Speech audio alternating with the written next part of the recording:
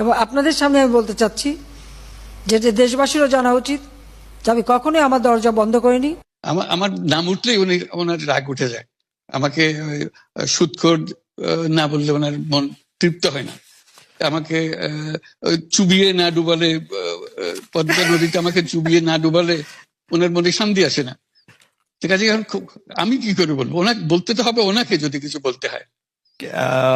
পদ্মা নদীর কথাটা যখন উঠলই, পদ্মা ব্রিজ সম্পর্কে যে কথাটা সরকারের উচ্চ মহল থেকে এটা বলা হয় যে আপনি আপনার ক্ষমতা ব্যবহার করে বা আপনার পরিচিতি ব্যবহার করে বা আপনার যে একটা সাংঘাতিক রকমের গ্রহণযোগ্যতা সারা দুনিয়াতে আছে, যেটি আসলে ওয়ার্ল্ড ব্যাংক সহ অন্য জায়গায় আছে, সেটি দিয়ে আসলে আপনি পদ্মা সেতুটা বাংলাদেশ যাতে ঋণ না পায় সেটির জন্য আপনি চেষ্টা করেছেন।